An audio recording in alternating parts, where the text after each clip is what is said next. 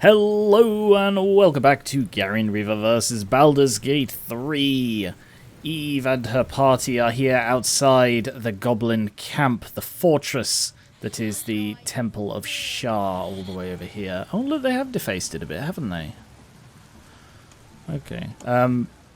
Right.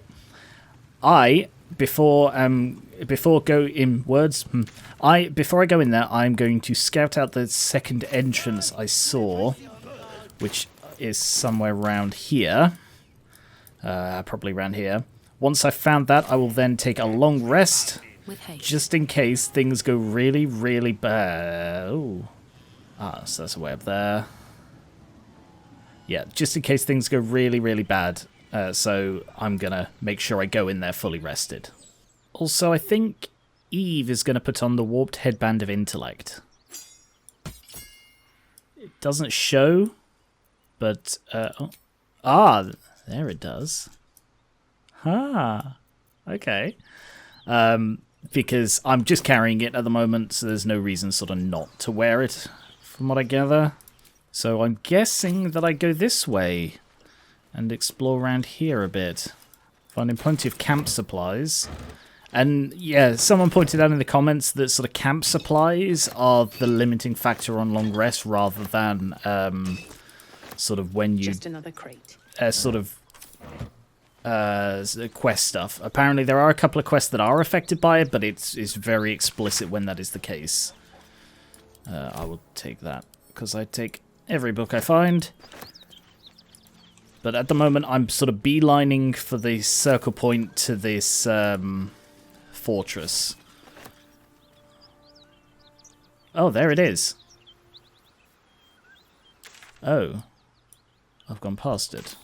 I see. Here. Ah, right next to the statue. I don't actually know if I can get down there. Maybe? But that is the entrance. Oh. That was weird. I'm guessing they moved far enough away that it is like, nope, we can't drag the camera for some reason, so you're just going to have to teleport. Alright, can we get down here? We can jump down there, but we will take some damage. Is there a smoother path? Alright, the downside of this as an entrance is I can't get back out. I'd be very unlikely to be able to climb back up here. That makes me rethink its viability as an entrance point. Ah, hang on.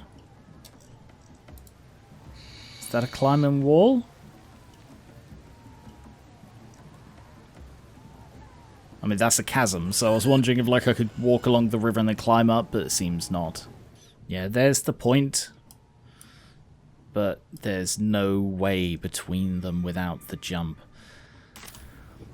Alright, so my choice here is I either jump down now and go in the back, which I think would just get me attacked immediately, or I could try and go in the front now without the long rest, jump down and then long rest here, or I could long rest, go in and explore if I can, and then jump down here and short rest, unless I find another entrance. Oh, there's a chest there.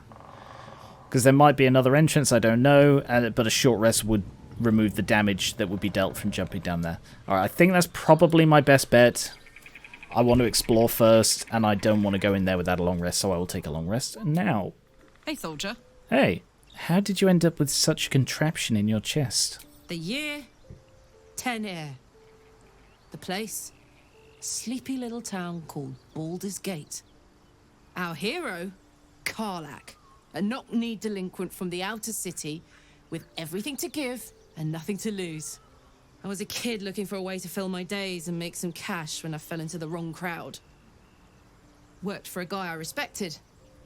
A lot. Turns out the feeling wasn't mutual. Through the jigs and the reels, he made a deal with Zariel behind my back. You know Zariel, right? Archdevil of Avernus. She put this thing in my chest and set me to work. Well, to war. I learned quick how to stay alive. And the engine served me when it came to killing devils. 10 years of that. Oof. The stories I could tell. My mother was also once taken captive by devils and they attempted to force her to work with them. Luckily she was resurrected from the hells and saved from that, but who knows what could have happened. You mentioned a boss who gave you up to Zariel. Who was it? Guy named Gortash. Politician. Inventor. One of these wheeler-dealer types who seems to have a finger in every pie. I guess I was naive to think everything he got up to was above board. What did I know? I saw a job. A good job. With people I liked. Doing work I was good at. Aww. Sometimes I'm jealous of that girl. Ugh, to feel so invincible again. I really like Karlach. What does that infernal engine do to you? Gives me energy. Power. But you've seen it in action. Very hard to control. If I'm excited at all, angry, nervous, delighted, enticed, I burn hot. Hot enough to burn anyone who gets close. Enticed was in italics. You must be pent up. I try not to think about it. I still think about it constantly, but, you know, I try. Oh, I feel that. One of these days, I'll sort the whole infernal affair out, get myself cooled off, start making up for lost time. But not today. Oh, gosh, she's great. Just, like, her attitude, her personality. I'm really, really liking Karlach. Karlach's temper is a sight to behold. She'll need to be careful. That rage will burn her right out. She cares. That was caring. Like, I really thought that was going to go, oh, it's a sight to behold. She needs to get that under control. God, what a nuisance. But no, it's just, she's going to hurt herself. Well, hello. What can I do for you? You look filthy. Nothing. That's all I wanted to tell you. Isn't it glorious? Karlach's fury is a wonder to behold. Okay. I didn't expect that, but I suppose that makes sense. Karlach's all fire and fury. I pray to the Triad it doesn't consume her. That was also sort of worried for her, but less in a, Shadowheart came across more like she personally cares, whereas this is more a goodwill to all men jobby. Ooh, there's an empty bedroll here. Is that mine, or is that for somebody else? Because Karlach's tent didn't appear, did it? Until she joined us? Whose tent is that? Is that mine? Should I not be sleeping just in the open here? No, it's not mine, because that says end the day. Anyway, right, let's go end the day.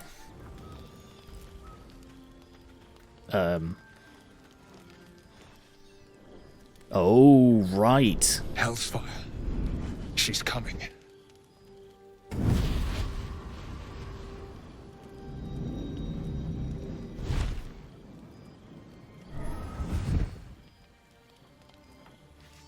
Well, you've been naughty. And you know what happens when you're naughty. God's damn it. Anyone but her. Aren't you a luscious thing? Wow. That's a nice set of wings. Let me guess. Will's patron? Handler's the word. If it's all the same. Oh, that takes a different My attitude. pup here's been unruly. And his leash needs a yank. Wow. That's cool, though. We had a deal, Will. But Karlach's still breathing. I've taken more pleasant shits than you, Mizora. And at least those can be buried after. Wow. That's no kind of talk for a lady. By the way, Karlach, Zariel sends her regards. You told me! Devils only! She's a tiefling, not a monster! How precious.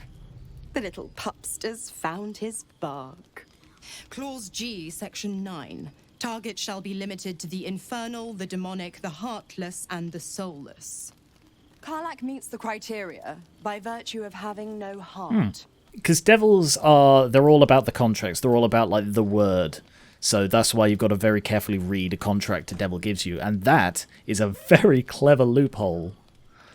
Also, yeah, the fact that the whole handler versus patron thing, this isn't like, because, you know, a patron, technically speaking, is like someone who gives you something in return for service. So, for example, I have a Patreon, and my patrons on there pledge money per month in exchange for rewards and to support. By the way, linked in the description. Anyway, the difference is a handler you get like with spies or something like that. Someone who manages you, but is a lot more sort of disassociated. Get to the point, devil, what you want. If we kill Karlach now, not a chance. You better not lay a finger. Blast it all. I've heard enough. You better not lay a damned finger on Karlach. Don't you worry.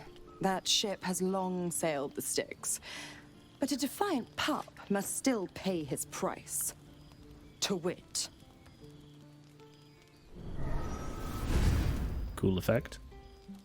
Oil burns in the fires of Avernus. The lightning storms of Dis strike his flesh.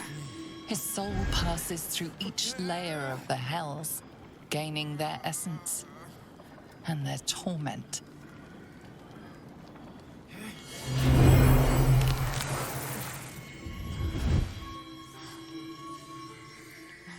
What?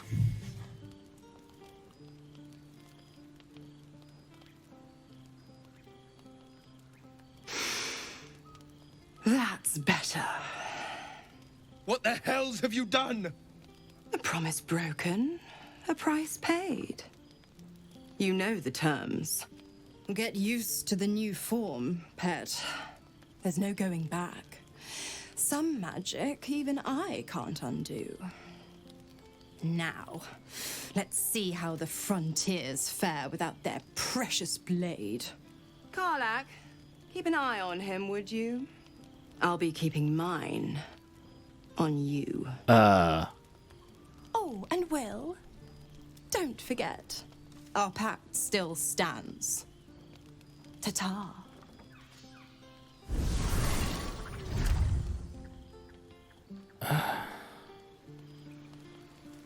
Okay, that was a lot. That was... I don't know what I expected when he said, like, there would be... Oh.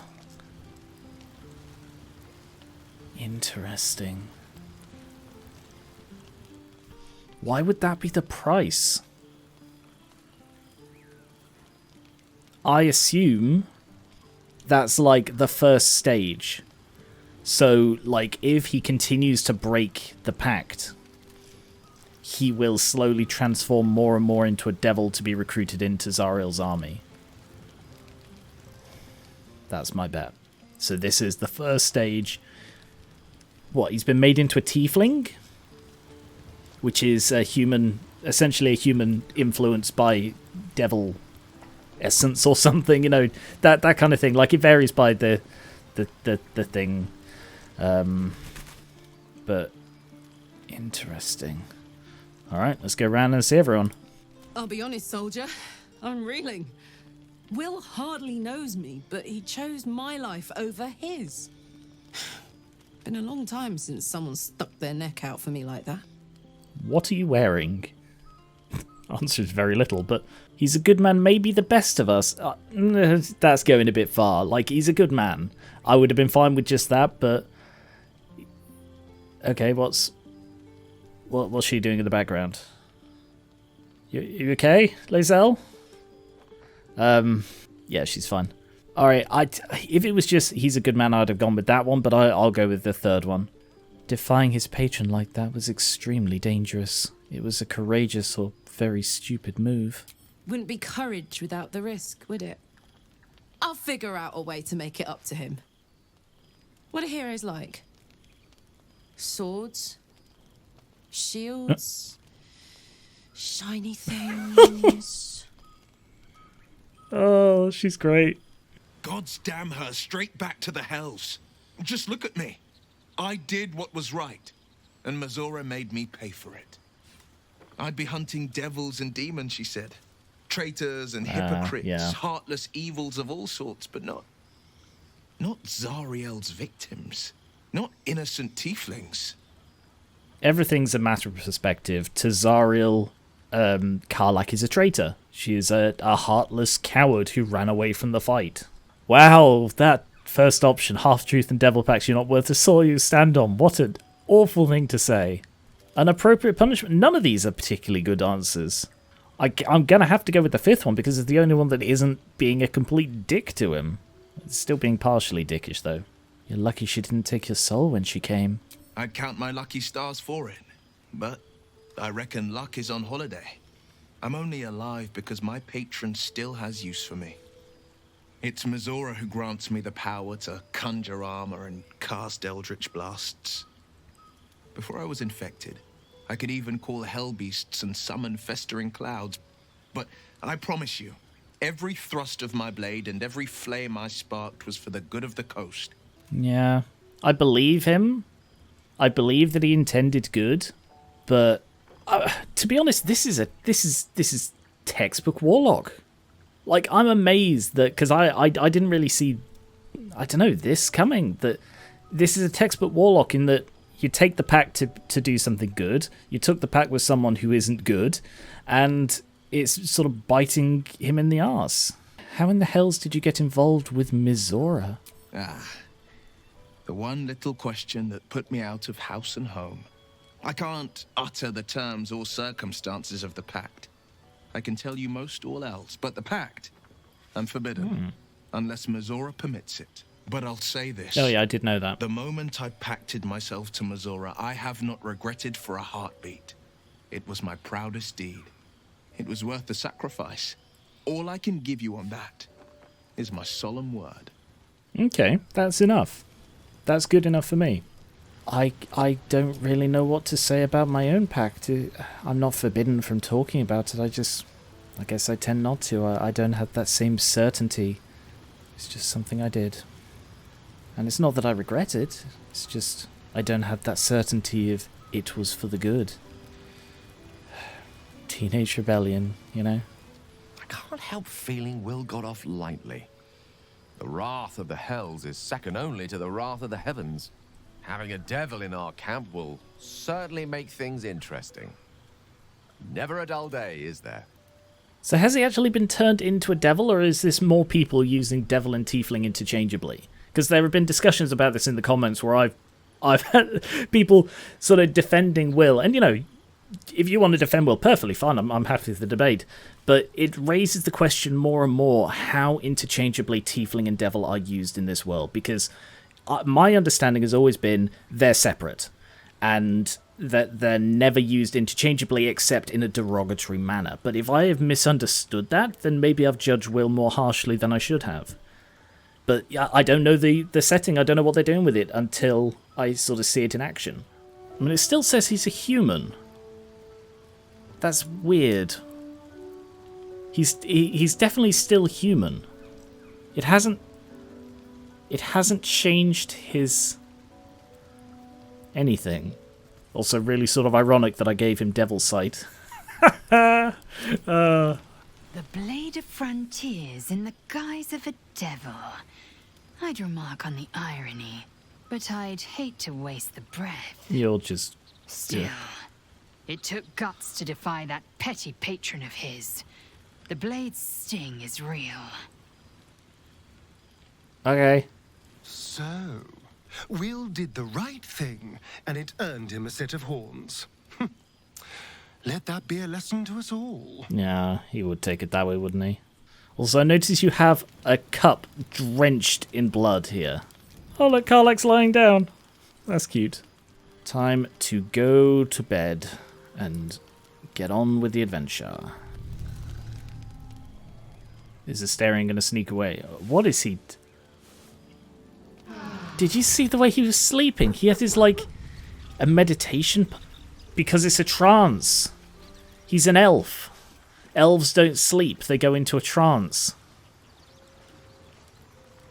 That's really cool. Hi, Scratch. Pet him. Oh, Shadowheart, Will and Karlach all approve. Look at you. You know, someone's pointed out that you share the model of the spiders, so, you know, that's fucking terrifying, isn't it? But I assume you are intended to be a dog. I really, really hope. Now that those paladins are out of your way, what's next on your agenda? First things first, I need to get this engine tuned up. Thing's powerful, but it's been feeling volatile ever since I left the Hells. Can't be too hard to find an infernal mechanic round here, right? I think I know one. You and Mizora seem to know each other. How? We were both part of Zariel's inner circle. Her by choice, me by force. In the grand scheme of things, I'm inconsequential to Zariel. Sure, I've got the engine, but I wasn't even her strongest fighter. But she favored me like a child favors a captive pet. Mizora envied the attention, I suppose. I'm sure when Zariel gave her the order to hunt me down, Mizora was delighted. I love how interconnected everything seems to be. That is a big advantage of having a smaller cast of very detailed characters. That Will and Karlach and all of this can just be, I mean, admittedly it's mostly those two, but it's an interconnection that is just, oh, it's so good to see. I can see why you were so keen to escape. No kidding. The fighting, the chaos, the betrayal. It had the makings of a good stage show, but I did not want to be one of the players. Do you think she'll keep coming after you? I don't know. You'd think she'd have more important things to do. Devils and their pride. This isn't where I thought I'd end up. How about you? Funny you should ask. I was just thinking about what would have become of us without that Nautiloid. I mean, I know where I'd be. Trapped in Avernus still, with the Blade of Frontiers on my tail. But what about you? I'd be in the middle of another adventure. Blessedly free of any tadpole. I can picture you getting mixed up in some outrageous shit. Giants, beholders, Thayans, the works. Maybe once we've wrapped up the current shenanigans, we'll rest a bit and find some new heap of trouble to throw ourselves at. That sounds good. Be wary of false promises. The missing druid, Halsin, was it? He may be talented, but only a Githyanki Zathis can cleanse an embedded tadpole. Noted. Also, I've just realised he has a bloody mirror. The vampire has a mirror here with another bloody... Like, he is so bad at hiding what he is. Like, it's so obvious. He's got just, like, blood and a cup of blood and a bloody rag and a blood-stained rag and a mirror that, I mean, admittedly only a weird floating candlelight is in, but still, he's really, really bad at this. Next he's going to be like a sign that says, "No garlic, please." How does it feel to be a devil? It's said that anyone who bathes in the river of blood emerges as one born anew. It's a lot like that, I imagine. I feel the weight of these horns on my head, curling upwards like a mammoth's tusks. I feel these ridges snaking down my neck. Not to mention a few bumps and prongs in unmentionable Oh my places. God. But I haven't seen my reflection just yet. Be my mirror. What do you see? Quite the handsome devil. A freak of nature, blade of frontiers, a fiend who's been touched by the hells. I'd say, if that said a human, a man who's been touched by the hells, yeah, but he's not a fiend. I see the blade of frontiers, no more and no less. It's because you know the heart lurking under the horns. The people will see a curiosity, maybe even a beast hungry for their souls. There's that thing again. And I will slay their monsters, keep them safe, and one day they will see the Blade of Frontiers again. There's that thing again, where, like, he's... I don't think he's racist. I don't think he's actively racist, I should clarify. I think it's a very subconscious thing. And admittedly, in this case, he's always been human. They've always known him as a human. And then he walks in with horns. That would be a bit dodgy. But the fact that he's like, oh, they see a person with horns, and they assume I'm here to steal their souls, because that's all devils want. And it's like, you're talking to somebody with horns who doesn't want soul. You know, it's such a thoughtless thing to say. And again, it could be a subtlety of context in the world and setting, but it's not coming across like that, you know? Alright, in we go then.